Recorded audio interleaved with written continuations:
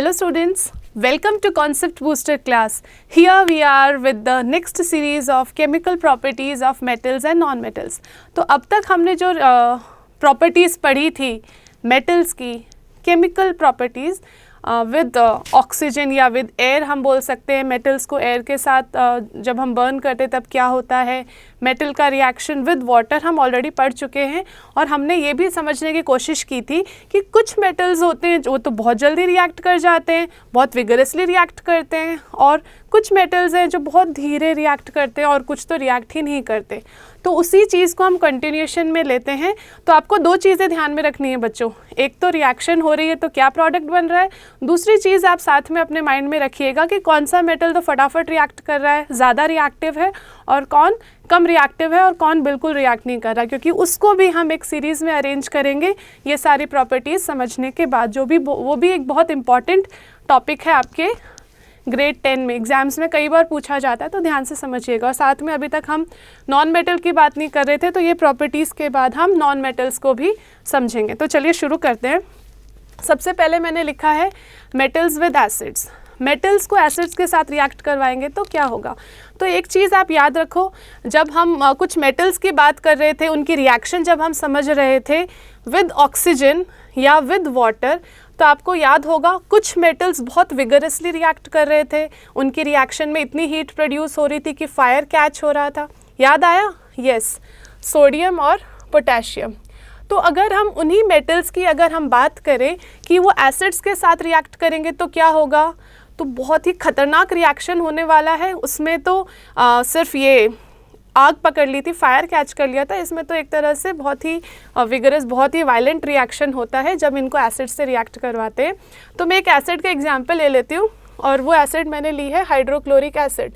तो जब ये रिएक्ट करते हैं ना बच्चों, तो क्या होता है, एक तो बनेगा सोडियम सॉल्ट, ठीक है, जो एसिड में नॉन मेटल होगा ना उसके साथ ये सॉल्ट बना लेगा, और साथ में जो गैस रिलीज़ होगी वो होगी हाइड्रोजन। ओके, रिएक्शन को बैलेंस अगर हम कर ले तो ये रिएक्शन होगा। तो ये जो हाइड्रोजन गैस रिलीज़ होती है, इसकी टेस्टिंग आपको पता ही है। अगर आप इस रिएक्शन के पास, हाइड्रोजन के पास एक बर्निंग मैचस्टिक लेकर आते हो, तो कुछ फटने की यानी पॉप साउंड आएगी, तो ये गैस वो बर्न कर रही होती। तो ये आइडेंटिफिकेशन है बच्चों कि ये जो रिएक्शन होगी मेटल की एसिड के साथ, उसमें हाइड्रोजन गैस प्रोड्यूस होगा। कौन सा? पॉप साउंड टेस्ट होता है इसको, ठीक है। बर्निंग कैंडल या मैचस्टिक लेकर आओगे ना, तो आप ये बोल सकते हो बर्न्स विद पॉप साउंड। ये भी एक क्वेश्चन पूछ लेते हैं कि how are you going to test this gas. Okay, तो सेम रिएक्शन आप पोटेशियम के साथ भी बना सकते हो। सेम रिएक्शन आप और मेटल्स को अगर हम लें तो मैग्नीशियम के साथ भी बना सकते हो। मैग्नीशियम की रिएक्शन मैं लिख देती हूँ, पोटेशियम की भी सेम ही होगी। मैग्नीशियम की रिएक्शन होगी MgCl2 + H2। तो आप देख सकते हो यहाँ पर भी हाइड्रोजन गैस रिलीज़ हो रही है। और ये रिएक्शंस जो है, ये दोनों सोडियम पोटेशियम की तो काफ़ी वायलेंट होती हैं, लेकिन मैग्नीशियम की इतनी वायलेंट नहीं होती है। बबल्स प्रोड्यूस होते हुए ज़रूर आप देख सकते हो। तो अब आप मुझे ये बताइए कि क्या सारे मेटल्स हाइड्रोक्लोरिक एसिड से इसी तरह से रिएक्ट करेंगे?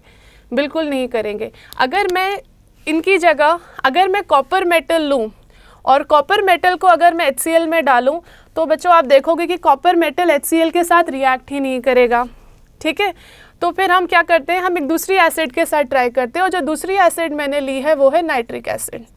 ये रिएक्शन ज़रूर हो जाएगी, पर इसमें एक चेंज अलग होगा। वो चेंज क्या होगा, इसमें हाइड्रोजन गैस प्रोड्यूस नहीं होगी, ठीक है। अब आप बोलोगे कि मैम हाइड्रोजन गैस क्यों नहीं प्रोड्यूस हो रही, क्योंकि इन रिएक्शंस को देखते हुए तो हम जनरलाइज कर सकते हैं ना। हम क्या जनरलाइज कर सकते हैं कि मेटल्स जब एसिड से रिएक्ट करते हैं तो एक तो बनता है मेटल सॉल्ट और एक रिलीज़ होती है हाइड्रोजन गैस, ठीक है। तो इसकी रिएक्शन इतनी इंपॉर्टेंट नहीं है। जो इम्पॉर्टेंट है आपको याद करने के लिए वो ये चीज़ है कि नाइट्रिक एसिड और एसिड से अलग बिहेव करती है। तो मैं इस टॉपिक को एक बार यहीं पे मेटल्स की प्रॉपर्टी को छोड़ के मैं एक इंटरेस्टिंग चीज़ आपको नाइट्रिक एसिड के बारे में बता रही हूँ। ना केवल इंटरेस्टिंग है बल्कि इंपॉर्टेंट भी है, क्योंकि क्वेश्चंस में भी पूछ लेते हैं कि जो नाइट्रिक एसिड होती है इसमें कॉपर जब इसमें रिएक्ट करता है या कोई भी मेटल इसमें रिएक्ट करता है तो हाइड्रोजन गैस प्रोड्यूस नहीं होती है, हाइड्रोजन गैस नहीं प्रोड्यूस होती। इसके बदले एक तो ये नाइट्रोजन अपनी ऑक्साइड बना लेता है और एक H2 जो है कन्वर्ट हो जाता है H2O में, यानी ये प्रोडक्ट्स आपको मिलेंगे। मेटल सॉल्ट तो बनेगा ही, मेटल सॉल्ट बनेगा CuNO3 ट्वाइस, ठीक है, मेटल सॉल्ट बनेगा, पर ये हाइड्रोजन गैस जो है ये ऑक्सीडाइज हो जाती है। ऐसा क्यों, तो आपको याद रखना है, क्वेश्चन अगर आएगा तो आपको ये बोलना है कि नाइट्रिक एसिड जो है एक बहुत ही स्ट्रॉन्ग ऑक्सीडाइजिंग एजेंट है। ऑक्सीडाइजिंग एजेंट मतलब क्या, ये अपना ऑक्सीजन दे देता है और अपना ऑक्सीजन देकर हाइड्रोजन को ऑक्सीडाइज कर देता है वाटर में। इसीलिए जो रिजल्ट आपको मिलेगा, प्रोडक्ट आपको मिलेगा, उसमें हाइड्रोजन की जगह वाटर होगा।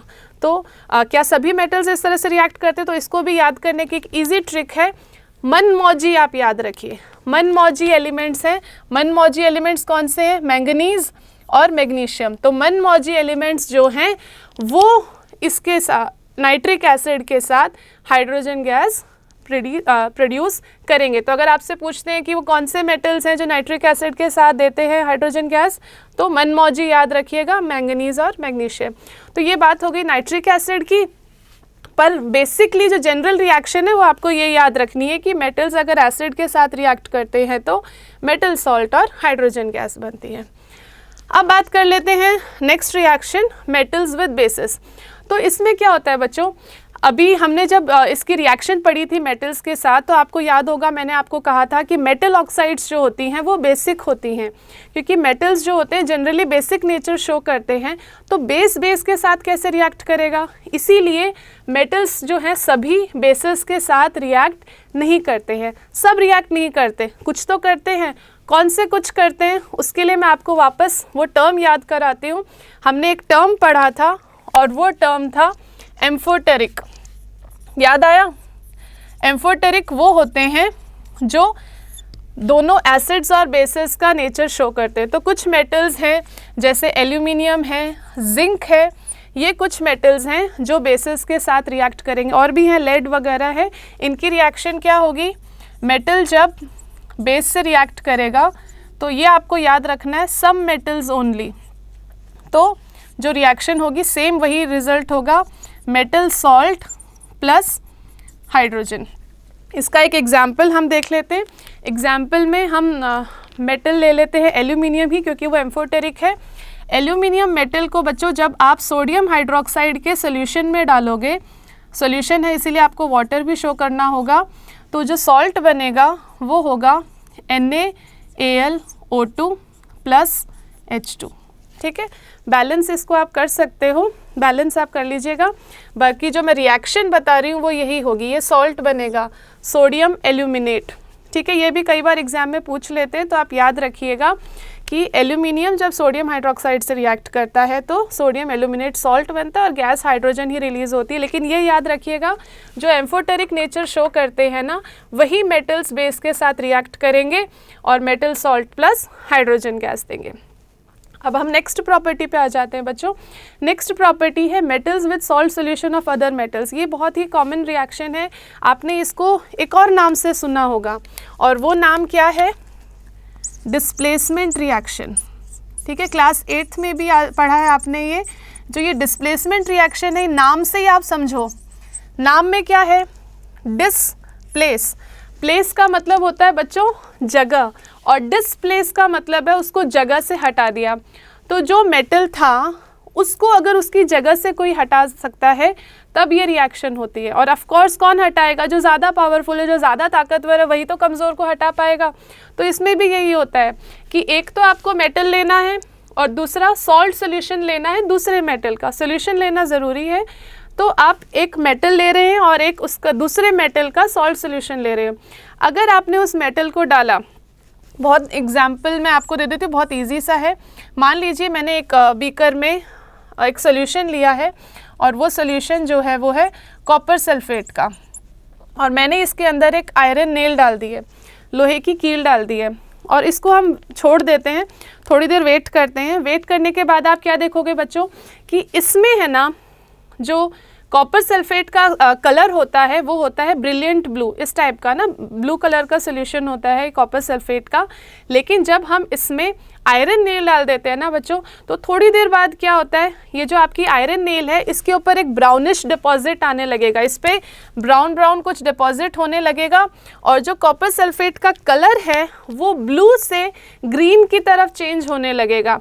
ऐसा क्यों होता है, आपको मैं रिएक्शन बताती हूँ कि आयरन को जब आपने कॉपर सल्फेट सॉल्यूशन में डाला तो यहाँ पर ये जो आयरन है ना बच्चों, ये ज़्यादा रिएक्टिव है। किससे ज़्यादा रिएक्टिव है? कॉपर से। तो ये ज़्यादा पावरफुल है, तो ये इसको अपनी जगह से हटा सकता है, तो आयरन कॉपर को हटा देगा बच्चों, और फिर क्या बन जाएगा, FeSO4 बन जाएगा और साथ में कॉपर बनेगा। ठीक है, तो ये जो कॉपर है ना बच्चों, ये इस आयरन नेल पे डिपॉजिट होने लगता है, और जो आपका कॉपर सल्फेट ब्लू कलर का था उसका कलर धीरे धीरे ग्रीनिश होने लगता है। तो ये बहुत सिंपल सा कॉन्सेप्ट है, पर ये एग्ज़ाम में कई बार आता है कि अगर आप कॉपर सल्फेट में आयरन नेल डालते हो तो क्या ऑब्जर्वेशन होगा। तो ये ऑब्जर्वेशन है कि उस पर तो ब्राउनिश डिपॉजिट आ जाएगा, जितनी देर आप छोड़ोगे उतनी देर इस पर ब्राउनिश डिपॉजिट आने लगेगा, और इसका कलर जो है ब्लू टू ग्रीनिश चेंज होने लगेगा आयरन सल्फेट के बन जाने से। ठीक है, तो ये बात हो गई डिस्प्लेसमेंट रिएक्शन की। डिस्प्लेसमेंट रिएक्शन समझने के लिए आपको एक चीज़ पता होनी चाहिए कि कौन सा मेटल दूसरे मेटल से रिएक्टिव है। उसके लिए आपको एक चीज़ जाननी होगी, रिएक्टिविटी सीरीज़, जो वो भी मैं आपको बताऊंगी अभी। लेकिन पहले हम एक बार नॉन मेटल्स की बात कर लेते हैं। तो अगर हम नॉन मेटल्स की रिएक्शन की बात करें, क्योंकि हम ये सब एक तरीके से पढ़ इसलिए भी रहे थे क्योंकि हम क्लासिफाई करना चाह रहे थे मेटल्स और नॉन मेटल्स को।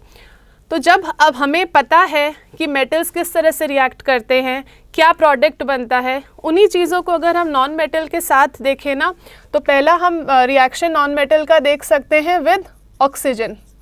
तो बच्चों जैसे मेटल जो होते हैं वो ऑक्साइड्स बनाते हैं, वैसे ही जो नॉन मेटल्स होते हैं ये भी अपनी ऑक्साइड बनाते हैं। यानी कि अगर आप नॉन मेटल को ऑक्सीजन के साथ रिएक्ट करवाओगे तो ये भी अपनी ऑक्साइड्स ही बनाने वाले हैं।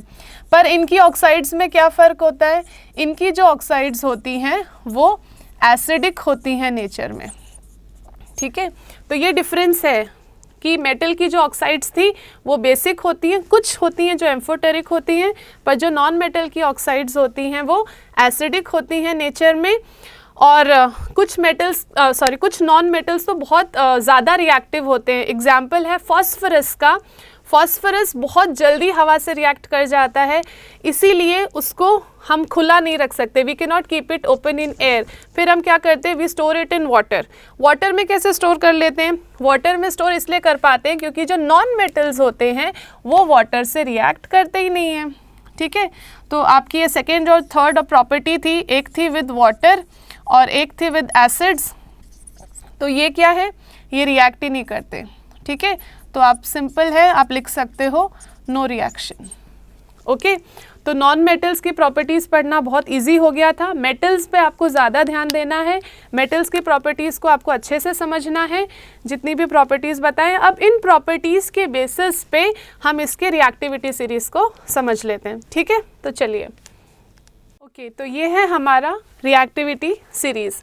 रिएक्टिविटी सीरीज़ से हमें क्या पता चलता है बच्चों, हमें मेटल्स की रिएक्टिविटी का पता चलता है, क्योंकि अभी तक हमने जो प्रॉपर्टीज़ पढ़ी थी with oxygen, with water, with acids, है ना, और जो मेन इंपॉर्टेंट हमने पढ़ा था लास्ट में डिस्प्लेसमेंट रिएक्शन, आप तभी बता पाओगे जब आपको रिएक्टिविटी सीरीज़ पता होगा, क्योंकि रिएक्टिविटी सीरीज़ को देखते ही आपको पता चल जाएगा कि कौन सा मेटल ज़्यादा रिएक्टिव है। मैंने सब मेटल्स नहीं लिखे हैं, वो मेटल्स हैं जो ज़्यादातर आपके रिएक्शंस में आपके सामने आएंगे। ठीक है, तो रिएक्टिविटी सीरीज़ को पहले समझ लो, ये है क्या। ये एक सीरीज़ है या ग्रुपिंग है या ऑर्डर बोल सकते हैं मेटल्स का, more reactive to less reactive के फॉर्म में। जो ज़्यादा रिएक्टिव है वो मेटल्स आपको ऊपर की तरफ मिलेंगे, नीचे आते आते उनकी रिएक्टिविटी डिक्रीज़ होने लगेगी, और जो सबसे कम रिएक्टिव मेटल्स हैं लगभग रिएक्ट ही नहीं करते।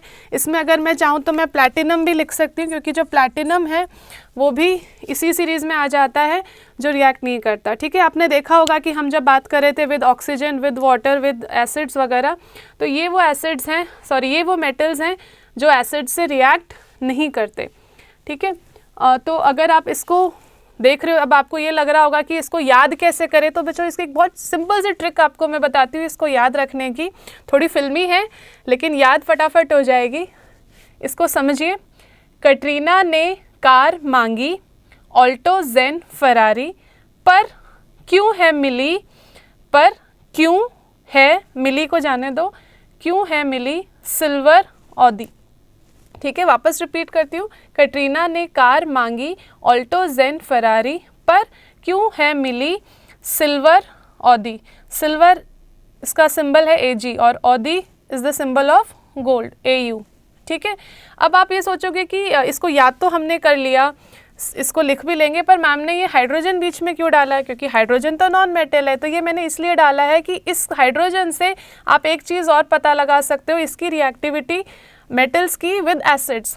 जो भी मेटल्स हाइड्रोजन के नीचे मैंने लिखे हैं ना, ये एसिड्स में से हाइड्रोजन को डिस्प्लेस नहीं कर पाएंगे, और ये जो मेटल्स हैं ये जब एसिड से रिएक्ट करेंगे तो ये हाइड्रोजन को डिस्प्लेस कर देंगे। यानी आप बोल सकते हो कि ये मेटल्स एसिड्स के साथ रिएक्ट करेंगे और हाइड्रोजन गैस रिलीज़ होगी। इसीलिए कॉपर है जो उसमें HCl के साथ रिएक्शन में हाइड्रोजन गैस रिलीज़ नहीं कर पा रहा था, और सेम इन मेटल्स के साथ है। पर मैं आपको एक इंटरेस्टिंग फैक्ट बताती हूँ बच्चों। एक नाम आएगा आपकी बुक में, वो है एक्वा रीजिया। एक्वा रीजिया का मतलब होता है, दूसरी भाषा का वर्ड है, इसका मतलब आप देखोगे तो ये होगा रॉयल वाटर। ये एक मिक्सचर एसिड्स का मिक्सचर है। इसमें 2 एसिड्स हैं, एक एसिड है HCl और एक एसिड है HNO3 नाइट्रिक एसिड आपकी। ये 3:1 रेशियो में होती है, यानी जितनी नाइट्रिक एसिड ली उसका 3 गुना आपको हाइड्रोक्लोरिक एसिड लेना है। ये जो एक्वा रीजिया ये ऐसा मिक्सचर है बच्चों जो गोल्ड को भी डिसॉल्व कर सकता है। हाँ सही सुना आपने, क्योंकि गोल्ड जो है ना ऐसे किसी एसिड से रिएक्ट नहीं करेगा, लेकिन ये ऐसा मिक्सचर है जिसमें अगर आप गोल्ड को डालोगे तो ये गोल्ड को भी डिसॉल्व कर लेगा। तो कभी कभी क्वेश्चन में पूछ लेते हैं कि एक्वा रीजिया क्या है और इसके कंपोनेंट्स क्या है, तो ये आप याद रखिएगा। और ये हमारी रिएक्टिविटी सीरीज़ है जो आपको बताने में हेल्प करेगी कि कौन से मेटल ज़्यादा रिएक्टिव हैं कौन से कम। Okay, thank you very much.